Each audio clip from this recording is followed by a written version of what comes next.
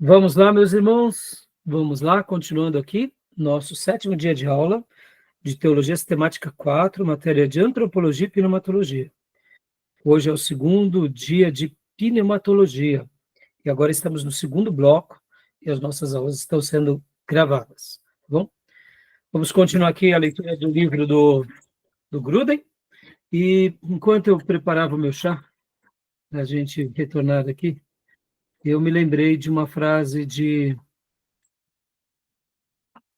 Billy Graham. Em certa ocasião, ele pregando numa das suas cruzadas, ele citou uma frase linda e maravilhosa. Billy Graham, ele escreve um livro sobre o Espírito Santo. Eu gosto de citar essa frase que eu aprendi nesse congresso, né, dele. E ele disse que, ao estudar sobre o Espírito Santo, ele ficou felicíssimo.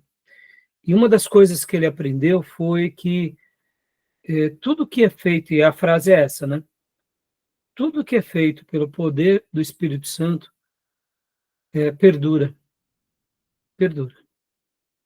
Ou seja, tudo que fazemos para Deus pelo poder e pela graça do Espírito Santo de Deus, o próprio Deus ele faz questão de perpetuar, de perdurar aquela obra.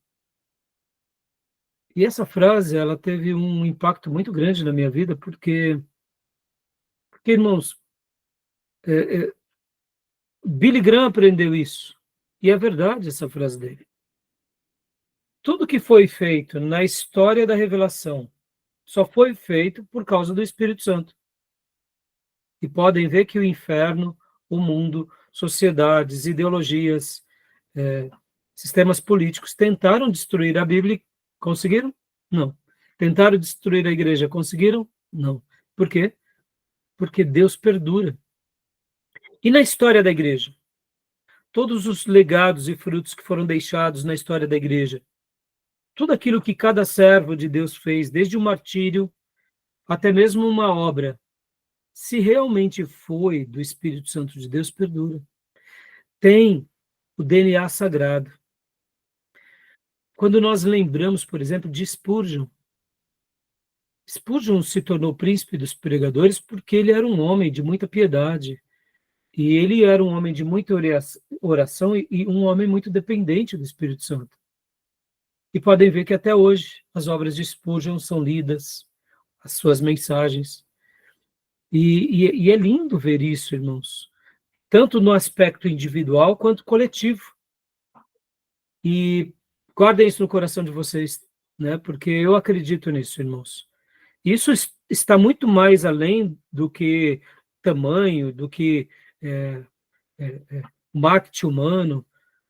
Quem vai perpetuar, quem vai manter, quem vai conservar isso é o Espírito Santo de Deus. E é maravilhoso, né? Essa ideia é uma ideia que realmente está respaldada nas Escrituras, e a gente vê que Deus continua trabalhando, né, na vida do seu povo. Se é alguém sendo guiado pelo Espírito Santo de Deus, aquela obra perdura, aquela obra marca outras gerações e outros corações. Tá bom? Então, continuando ainda aqui, né, ele dá poder para o serviço no Novo Testamento. Leia para nós, Tomé. Está com o livro texto aí, Tomé? Né? Então, leia aqui para mim, só essa primeira frase, então, Tomé, por gentileza. O Novo Testamento. A habitação do Espírito Santo trabalha no Novo Testamento. Vemos pela primeira vez e de forma mais completa na unção e capacitação de Jesus como o Messias. O que nós falamos há pouco, né? Não só veio sobre ele para iniciar o ministério. Percebam, irmãos, Jesus já estava fazendo coisas lindas aos 12 anos. As suas palavras tocavam no coração dos sábios. Mas o ministério, ou seja, a obra, começa quando ele é batizado ali e que o Espírito Santo autentica, o Pai fala e as coisas acontecem. Pouco tempo depois, na sinagoga, Jesus pega o livro de Isaías, em Lucas 4, e lê o texto de Isaías 61. Agora, olha que interessante, deixa eu fazer uma liçãozinha de casa rápida aqui com vocês. Vamos lá para Isaías 61. Olha que coisa linda. Como a profecia, ela tem tempos e características bem distintas. Isaías 61, ela tem pelo menos, aquela profecia, ela tem 2 tempos. Quais são? O primeiro tempo é o cumprimento na vida de Jesus, no ministério de Jesus. E o segundo tempo é quando Jesus voltar. Leia para nós, Marcão, por gentileza, aqui, 1 em diante, até o 3. O Espírito do Senhor Deus está sobre mim, porque o Senhor me ungiu para pregar boas novas aos mansos. Enviou-me a restaurar os contritos de coração, a proclamar liberdade aos cativos e a abertura de prisão aos presos, a apregoar o ano aceitável do Senhor e o dia da vingança do nosso Deus, a consolar todos os tristes, a ordenar acerca dos que choram em Sião, que se lhes dê uma grinalda em vez de cinzas, óleo de gozo em vez de pranto, vestidos de louvor em vez de espírito angustiado, a fim de que se chamem árvores de justiça, plantação do Senhor, para que ele seja glorificado. Amém. Essa é uma profecia que o Espírito Santo seria derramado sobre o servo do Senhor. Que servo é esse? Em especial Jesus. Mas se foi derramado sobre Jesus e nós seguimos os passos dele, logo será derramado sobre nós também, por consentimento dele. Porque essa profecia é uma profecia específica a Jesus. Ele agora é o possuidor, e agora ele, como possuidor, também compartilha conosco. Por isso que também sobre nós recai essas mesmas graças. E podem ver que um dia isso aconteceu conosco. Mas aí, voltando à minha pergunta, onde estão os 2 tempos? Quando nós lemos Lucas 4, a gente nota que aqui Jesus lê até aqui, ó, e apregoar o ano aceitável do Senhor. Jesus não lê, pelo menos o registro de Lucas, não cita esse restante do versículo. E o dia da vingança do nosso Deus. Então, poderíamos dizer que Lucas, ao registrar a profecia, do momento que Jesus estava na sinagoga, ele pega Isaías 61 e lê Isaías 61, e ainda ele diz, hoje está se cumprindo esse texto. Esse texto estava se cumprindo até aqui, porque o dia da vingança vai ser quando Jesus voltar, o dia do juízo. Então, Isaías 61, ele tem pelo menos 2 tempos.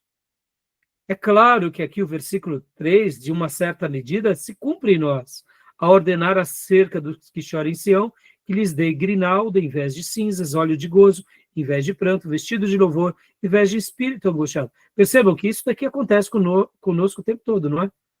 Não foi a conversão, não aconteceu? Mas notem que Isaías, e principalmente essa primeira parte, é a primeira parte que se cumpre na íntegra, né? Então, uma profecia, ela pode ter 2 tempos, 3 tempos, né? O Espírito do Senhor Deus está sobre mim, porque o Senhor me ungiu para pregar boas novas aos mansos. Em outras versões diz aos quebrantados. Enviou-me a restaurar os contritos de coração, a proclamar liberdade aos cativos e abertura de prisão aos presos. Foi isso que Jesus fez? Foi. Ele continua fazendo? Né? Pode ver que o evangelho é isso, né? E apregoar o ano aceitável do Senhor, ou seja, Deus está nos aceitando. O reino de Deus está diante de todos nós.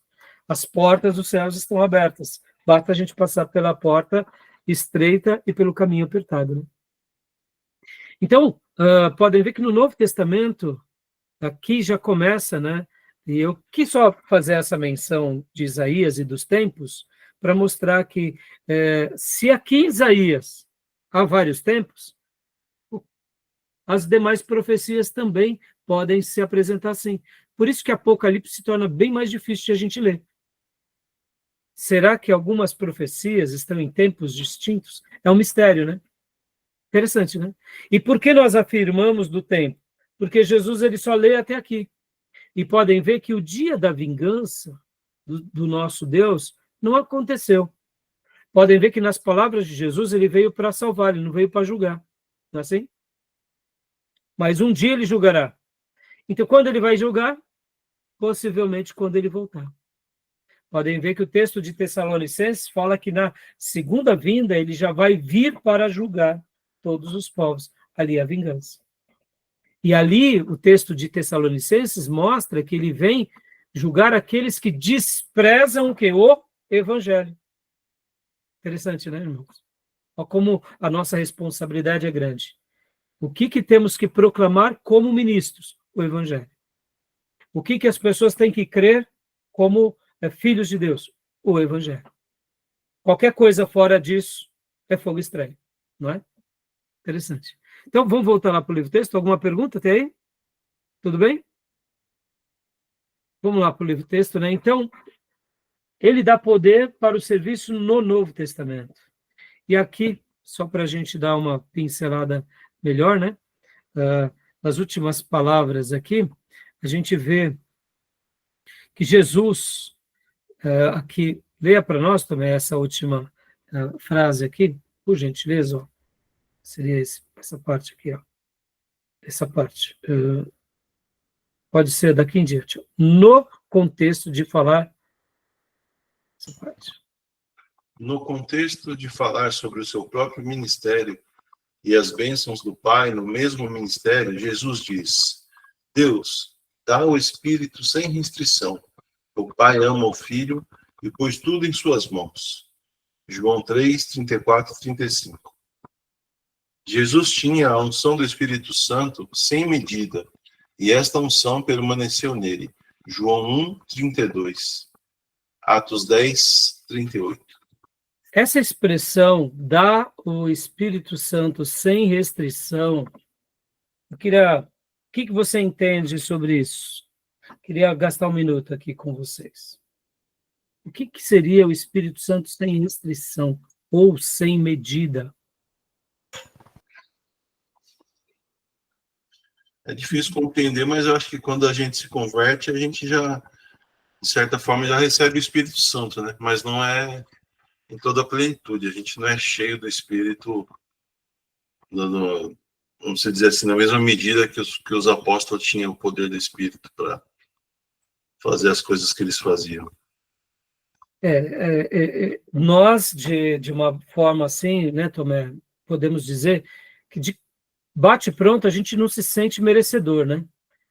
E é difícil a pessoa que se sinta, mas pode até existir alguns que se sintam. Mas na grande maioria das pessoas, elas falam, não, os apóstolos eram especiais, eu não sou que nem eles. Mas vamos lá. Quem eram os apóstolos? Bom, os apóstolos eram que nem nós, né? Sejamos honestos. Somos muito diferentes de Pedro, de Tiago e de João? Podemos ser diferentes de Paulo, porque Paulo era um figurão. Mas dos apóstolos, a gente não é muito diferente. Somos muito diferentes de Zaqueu? Somos muito diferentes de Jairo? Somos muito diferentes de Maria Madalena?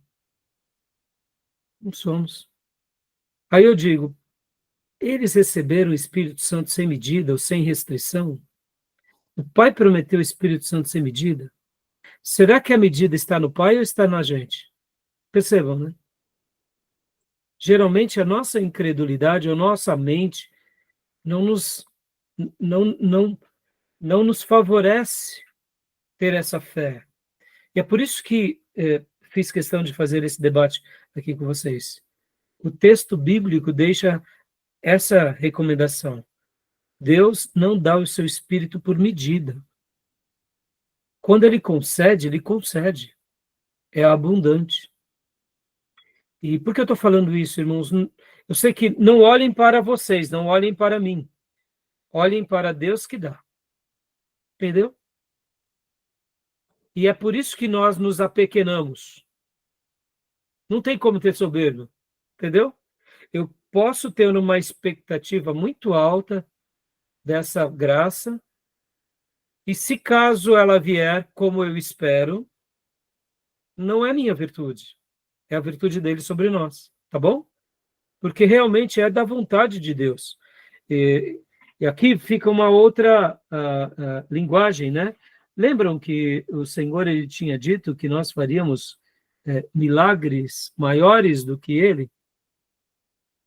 Eu sei que isso é difícil de entendermos, mas ali ele estava dando essa ideia de que os seus discípulos, não só como indivíduo, mas como coletivo, e aqui também há uma discussão se Jesus estava falando ao indivíduo ou ao coletivo.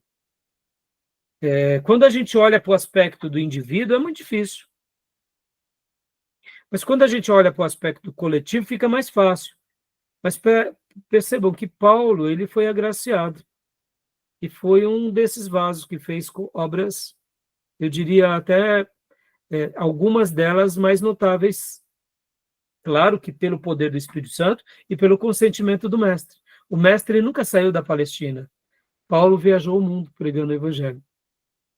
O mestre nunca escreveu um texto. O mestre ditou algumas palavras. Quem escreve são os apóstolos em um tempo certo, não por uma obrigação.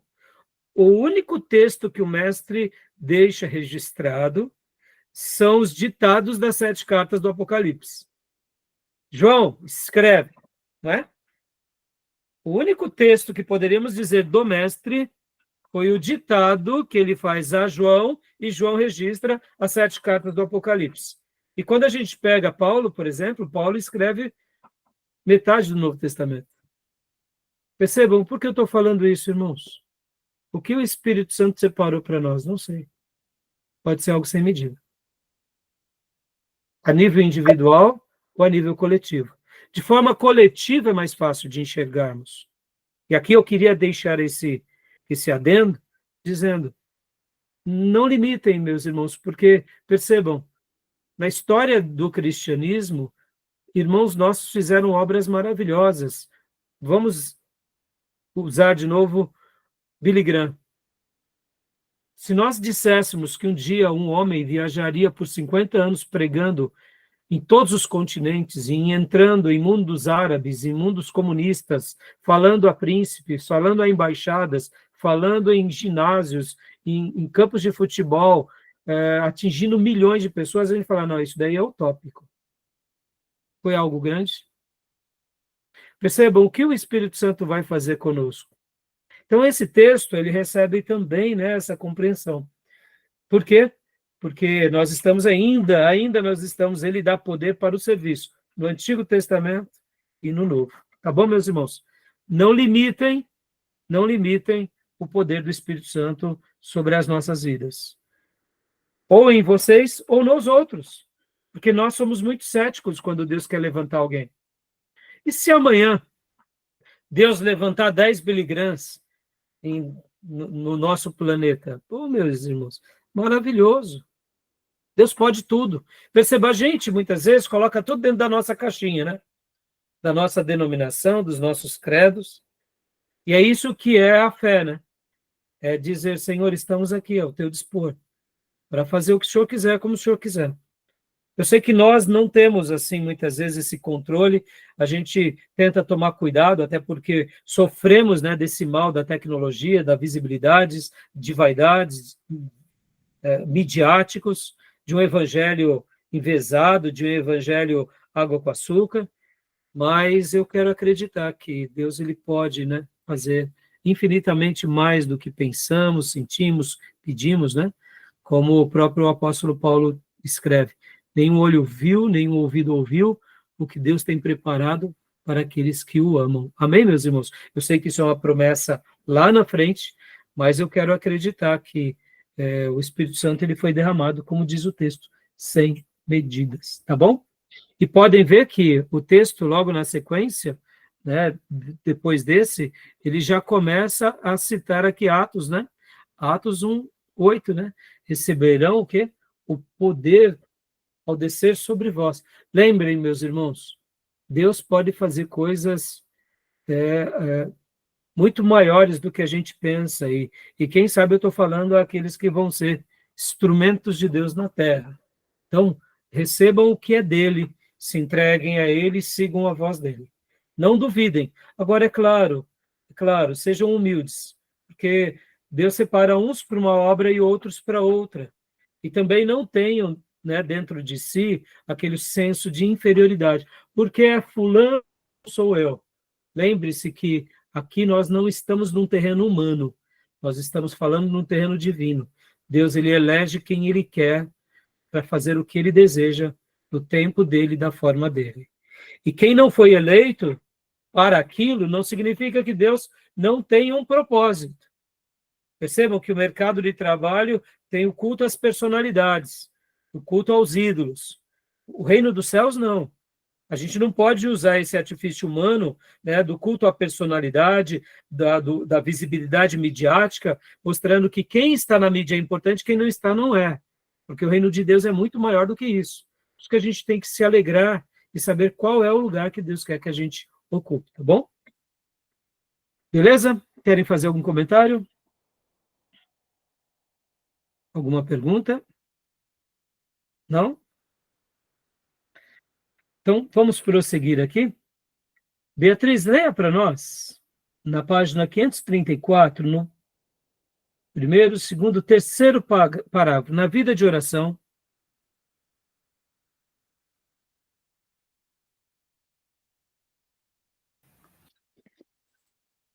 Aí, deixa eu achar aqui. É na página 534. Achei.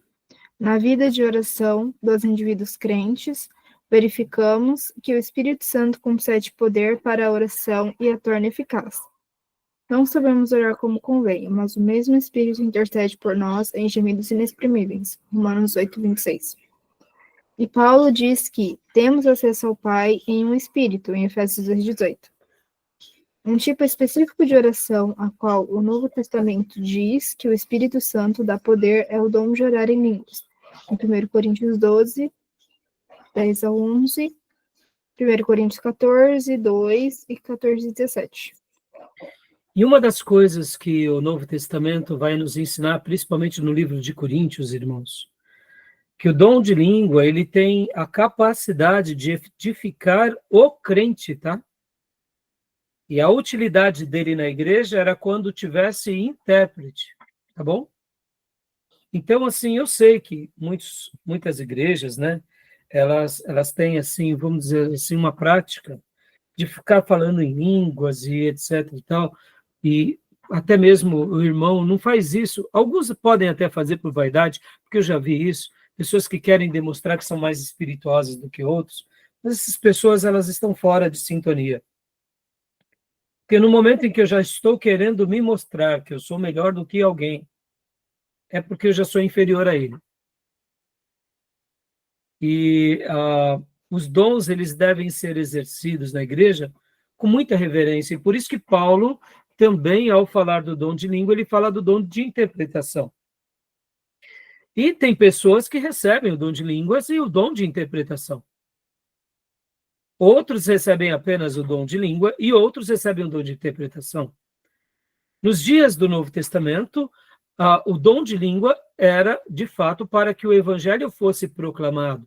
Mas também havia o dom de línguas angelicais, que a gente vai ver isso no Novo Testamento.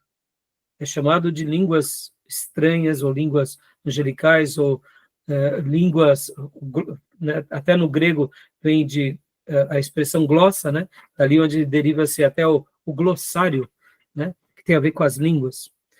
Agora, deixa eu só dizer uma coisa, meus irmãos. Hoje também, Deus pode capacitar o irmão, a irmã, a realmente receber um idioma humano, tá bom? Eu já ouvi vários testemunhos, inclusive o meu professor de bibliologia, Luiz Henrique, ele nos contou uma história fantástica no seminário, que ele fez parte de um movimento em que o pastor ele vinha, ele era artista, então nos Estados Unidos ele trabalhava durante uma temporada, e ele era do ramo de circos, depois eles traziam aqui para o Brasil, né, as tendas, e ali faziam as cruzadas. E um dia, em um desses cultos de avivamento, um irmão foi tomado por Deus em línguas. E estava passando ali próximo àquela concentração, porque ali estava a tenda, mas não era, estava tendo culto, né, na tenda. Um senhor japonês, Isso foi ali para a década de 40, de 50, logo depois que os imigrantes japoneses vieram para o Brasil. E aí o japonês que estava aqui no Brasil, ele começou a ouvir e falou assim, mas eu conheço, essa língua é a língua do Japão.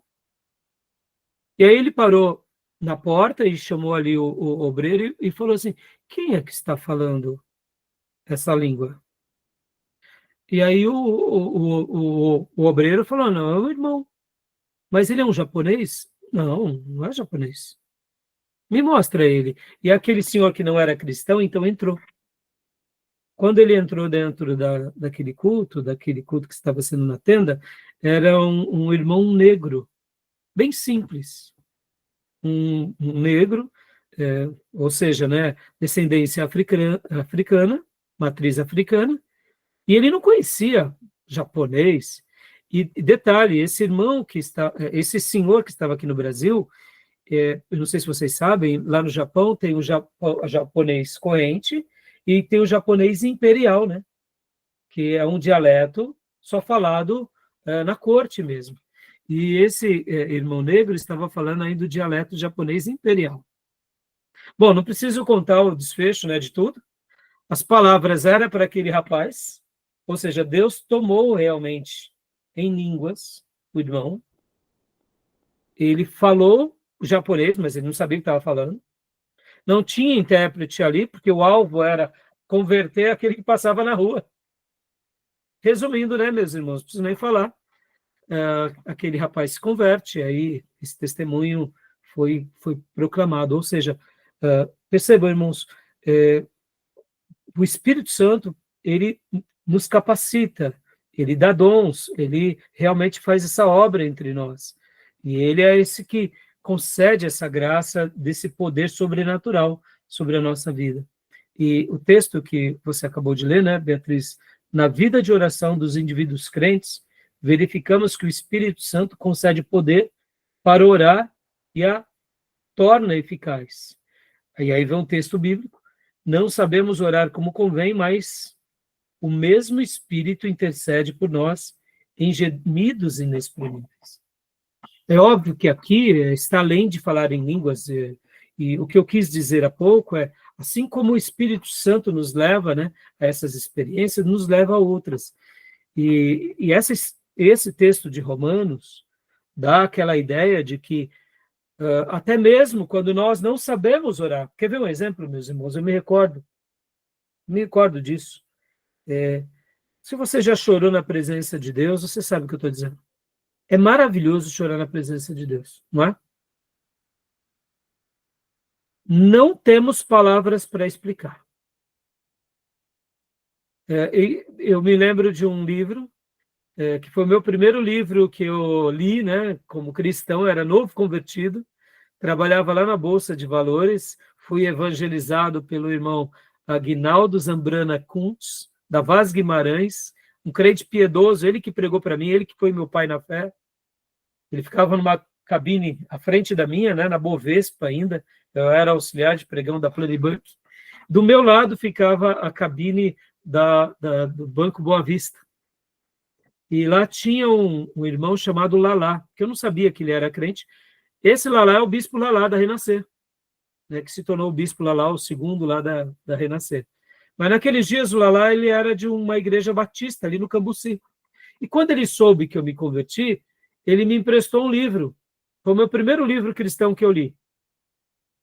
A Oração Eficaz. Não me falha, esse é o nome do livro. O autor é autor desconhecido. E ali, aquele livro conta uma experiência de um irmão que chamou outro para orar e falou, vamos orar, irmãos, vamos. E aí aquele irmão foi orar, ele disse assim, Senhor. E aí, quando ele falou Senhor, esse irmão que estava levando o outro irmão a orar junto, começou a chorar. E só chorava. E só chorava. E chorava. E aí ele terminou. Em nome de Jesus, amém. Aí o outro irmão, que foi convidado a orar, disse, foi a oração mais linda que eu vi na minha vida. Né? Porque não teve palavras, mas teve isso daqui que a gente viu. né? O Espírito Santo, ele intercede por nós com gemidos inexprimíveis.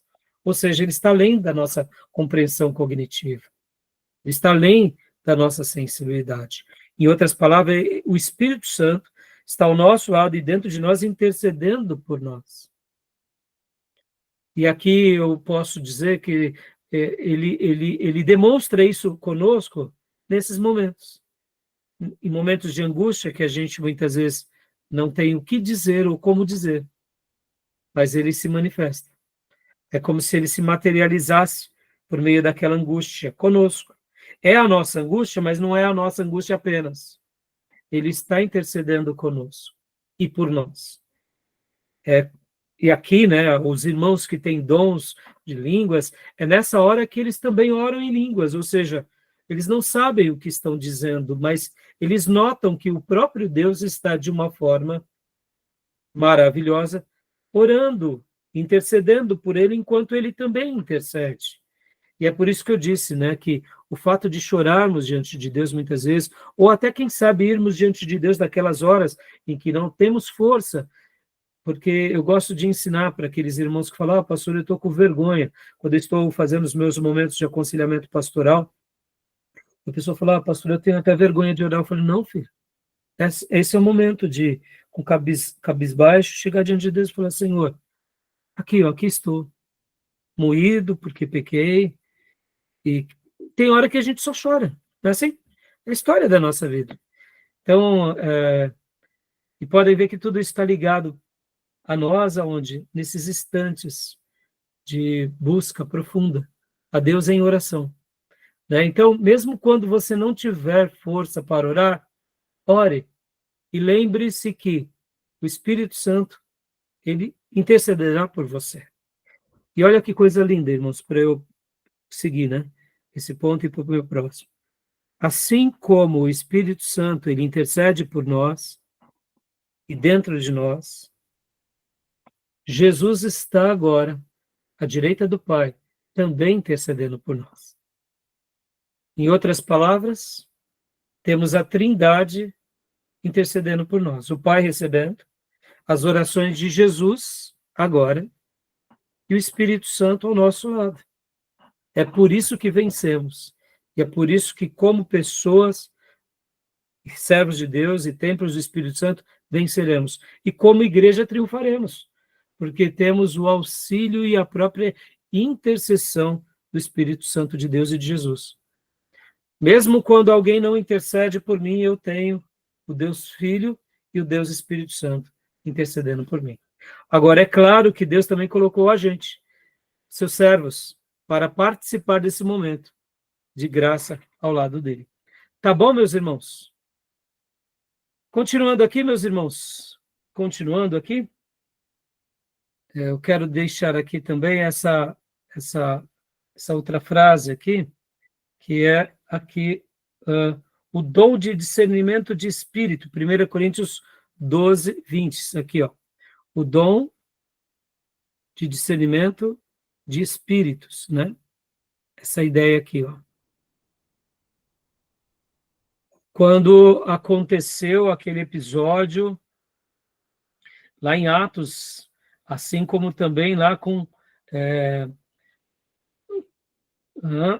onde foi mesmo? Lá com Elimas, o mágico, né? Então, perceba, aqui a gente pode ver a atuação, né? E ter essa graça de saber discernir pelo Espírito Santo é muito importante, viu, meus irmãos? Pode ser uma habilidade, algumas pessoas recebem uma habilidade humana, sim, uma percepção, sim, psicológica, sim, mas aqui no caso é muito mais do que isso, tá bom? É o dom de Deus aflorando. Tá bom, meus irmãos? Sobre essa porção aqui, tudo bem? Mais alguma dúvida? Alguma pergunta? Querem fazer mais alguma pergunta, alguma dúvida? Podemos prosseguir?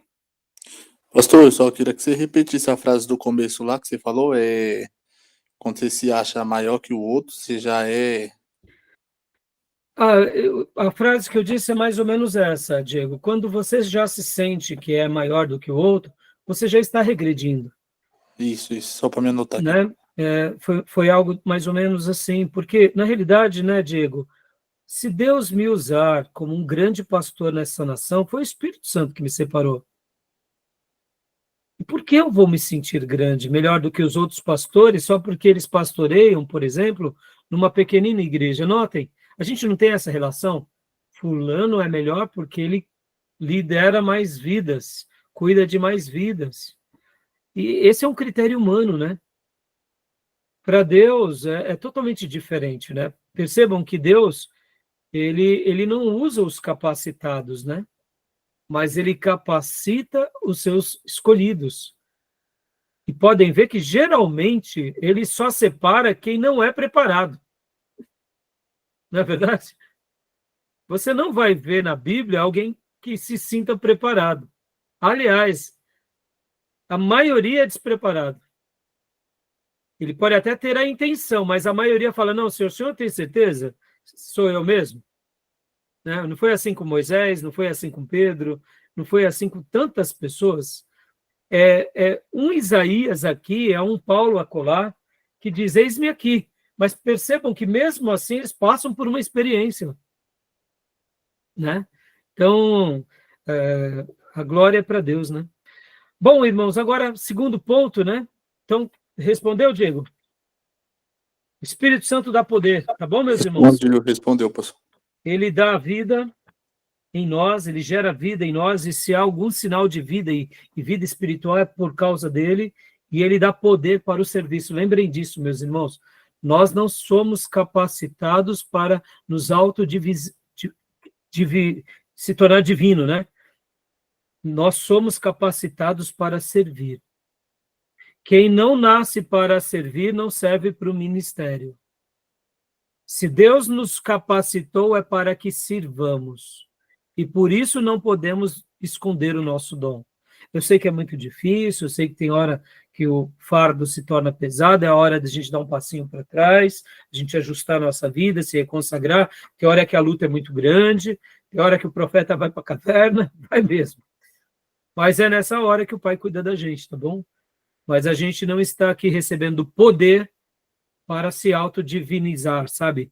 Eu sou especial. Nós não somos romanos, tá, meus irmãos? Nós não somos romanos, onde canonizamos os nossos santos, idolatramos os nossos ídolos. Nós somos filhos do Deus vivo, que glorificamos a Ele apenas.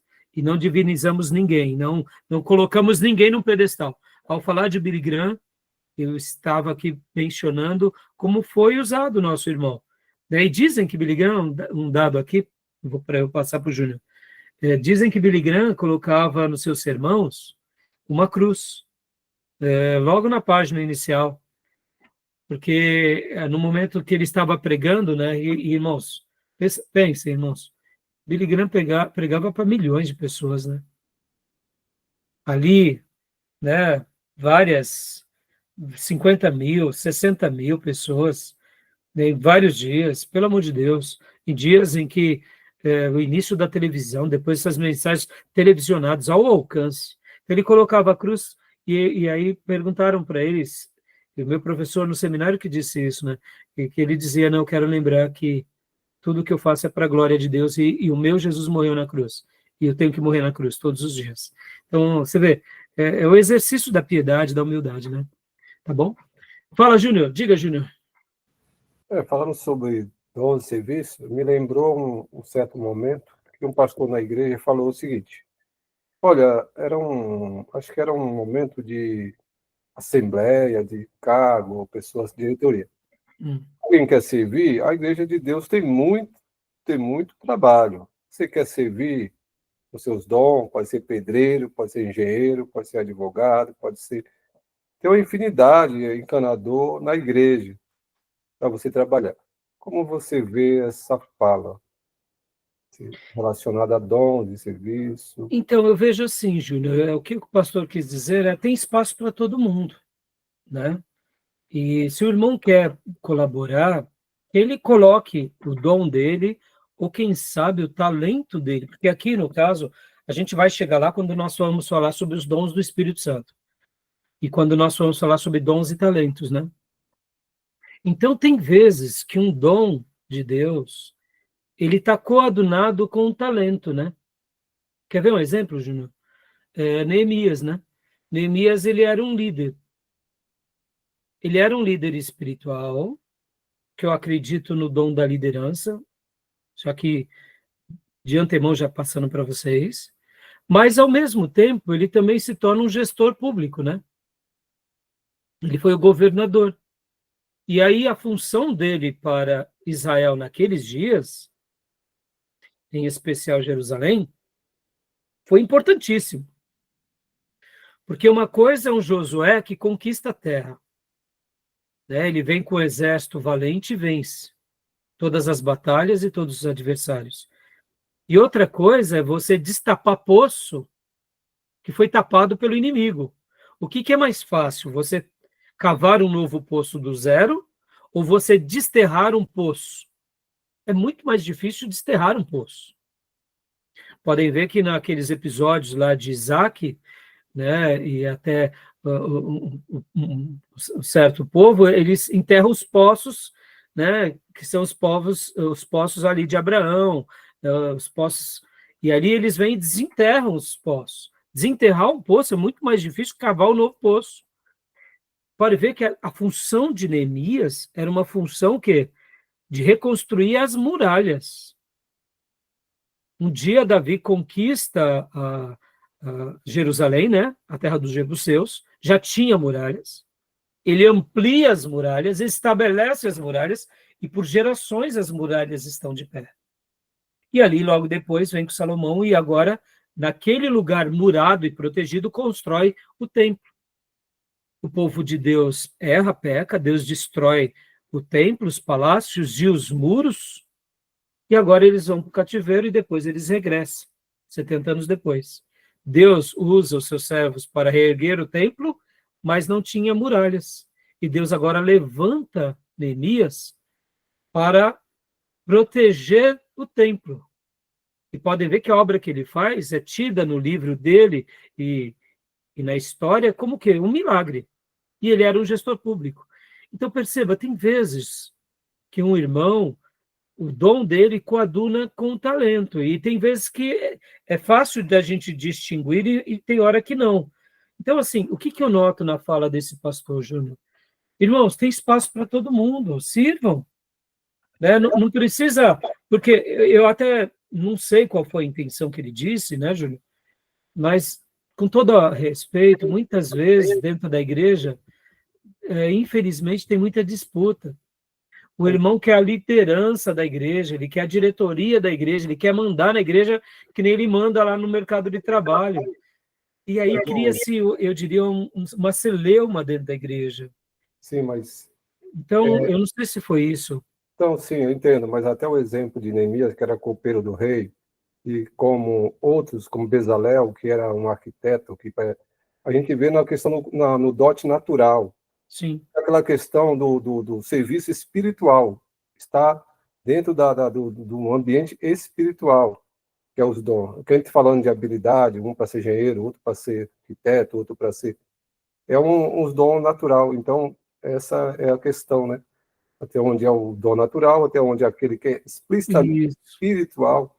Então, por isso que eu fiz essa colocação, Júnior, porque eu não sei qual foi o propósito, né, do pastor, mas um problema que nós, pastores, enfrentamos, Júnior, isso é muito comum. Vamos pegar aqui o exemplo, né? Hoje eu estou conduzindo esse rebanho. O meu rebanho, ele é um rebanho de pessoas simples. É um microempresário aqui, outro ali. E você acha que eu não gostaria de conduzir empresários e mega empresários, banqueiros? Você acha que eu não queria ter essa turma dentro da igreja? Claro que eu queria. Executivos, juízes, magistrados, né? Claro que eu queria, porque a sociedade é feita delas também. E uma pessoa dessa também precisa do evangelho. Mas, então, assim, eu queria como qualquer alma, né? Eu estou aberto a todas, mas voltando. Muitas vezes um pastor, ele tem esses dilemas. Dentro da igreja dele tem 3 empresários. Esses 3 empresários, eles são os que mais colaboram. E aí eles querem agora dar o tom das finanças da igreja. Então, eles estão, na minha opinião, né, eles estão equivocados, porque eles não estão respeitando o quê? O dom do pastorado. Porque se Deus levantou um pastor, deixa o pastor guiar, deixa o pastor ali, juntamente, né, com toda o seu staff, conduzir os trabalhos. Se foi dado ali o convite a uma pessoa conduzir aquele rebanho, não fica tolindo aquele pastor. E nós, batistas, Júnior, somos assassinos de muitos pastores, viu? Fica aqui a minha crítica, viu? Em nome da democracia batista, acabam matando muitos pastores, porque, na realidade, essa democracia está mais para uma democracia humana do que uma democracia bíblica, segundo as páginas do Novo Testamento, porque aquela democracia bíblica, eles iam orar a Deus. Os apóstolos oravam e a igreja orava, e Deus falava. E quando Deus falava, todos obedeciam. E não havia brigas, né? Podem ver que lá em Atos 13, quando o Espírito Santo fala, separai-me a Barnabé e a Paulo, há um consenso na igreja. Como eu já ensinei para vocês, até nas aulas de geografia bíblica, a igreja de Antioquia da Síria era riquíssima em valores monetários, mas eles não eram vaidosos. Eles eram cheios do Espírito Santo, e por isso que a Bíblia vai falar que pela primeira vez ali em Antioquia da Síria, eles foram chamados de cristãos, pequenos cristos. Então hoje nós, por exemplo, principalmente igrejas democráticas, sofremos muito desse mal. O pastor, ele tem que entregar muitas vezes a gestão da igreja aos irmãos que são empresários. Não, quem diz? Então, se esses irmãos querem fazer a gestão da igreja, eles se tornem pastores. Não, eles não querem pastorear, mas eles querem ficar dando as diretrizes, e eles acabam amarrando, porque uma coisa é o negócio, irmãos, guardem isso, uma coisa é o mundo dos homens, outra coisa é o reino de Deus. Muitas vezes esse pastor batista, o Espírito Santo está falando para que ele levante missionários, levante obreiros, e os empresários estão falando, vamos construir prédio, entendeu o que eu quero dizer? E aí criam-se tensões. E eu estou falando aqui como batista, irmãos, porque, infelizmente, a igreja batista, por ela ser democrática, ela sofre desse mal, principalmente das famílias ricas que constroem uma igreja. Não sei se vocês sabem, né, mas as tradições batistas têm isso. Eles constroem uma igreja e aquela igreja fica tão linda, e agora aquela igreja cresce, aquelas famílias que construíram não querem trocar de prédio. Porque o prédio, para eles, é o que? A lembrança do que eles fizeram. E eu digo, irmãos, a gente tem que dar passos mais ousados. Eu estou falando isso até mesmo conhecimento de causa, né? Eu tenho um grande amigo que é de uma igreja batista muito boa e muito rica, e eles passaram por esse problema. Eles tinham dinheiro para construir um outro prédio e os ricos da igreja não deixaram, porque esses ricos da igreja, eles tinham uma história ali naquele prédio. Ou seja, estão deixando de crescer para ficar preso àquele próprio prédio. Percebam, tem vezes que a gente tem que... É nisso que essas matérias nos desafiam. A gente ser mais ousado, mais entregue. Claro que... Eu não estou dizendo aqui que a gente vai ser revolucionário, né? Mas eu não sei, Júnior, se eu te respondi, mas fica aqui esses adendos, tá bom? Então, é que eu estou tentando fazer a distinção entre os dons, que está estritamente ligado à questão espiritual, dos dons naturais, porque a questão da igreja que você citou aí, eu acho que a igreja de Atos dos Apóstolos não era nem democrática, ela é teocrática. Nós somos democráticos, colocamos democracia o quê? Governo do povo, dos homens. E ali não era dos homens, primeiramente, era de Deus, então era teocrática, né? Então, mas você vê, a igreja, de fato, ela tem que ser teocrática, mas no seu desdobramento, né, Júnior, ela acaba tendo as suas características. E nós, batistas, por exemplo, somos democráticos, somos teocráticos democráticos. Né? O presbiteriano, sistema de governo desses, vocês vão chegar lá na aula de eclesiologia, eles são teocráticos, mas com o presbitério. Os metodistas são teocráticos, mas com os bispos. Então, percebam, eu estou falando aqui só para, né, entrei no aspecto até, mas voltando para o que você falou, Júnior, a gente vai trabalhar isso melhor na matéria, já, quando a gente for falar sobre os dons e talentos, tá, Júnior? Então, realmente há uma diferenciação, viu, Júnior? Os dons são espirituais e os talentos, eles têm um aspecto mais humano, né? Material, né? Hã? Mais material, né? Mais material, né? Mas isso não significa que nós não podemos e não devemos consagrar ambos a Deus, né, Júnior? Entendeu? Assim, claro. Claro. E aqui, inclusive, é uma coisa que, na minha opinião, deve ser feita. Por exemplo, todos os nossos irmãos, sejam eles quem forem, eles devem consagrar, sim, os seus dons e talentos, né, a Deus de uma forma plena e total, porque com isso o nome de Jesus vai ser glorificado, né? Tá bom? Vamos lá, meus irmãos, o Espírito Santo purifica. O Espírito Santo purifica, né? Página de número 535. Meus irmãos, já deu a hora aqui. Vamos dar uma pausa agora, para a gente ir para o último bloco. Alguma pergunta até então? Alguma pergunta, algum adendo? Não? Podemos dar uma pausa para a gente ir para o último bloco, meus irmãos? Fechado. Então, vou dar uma pausa aqui, tá? E a gente volta para o último bloco em instantes. Tá bom?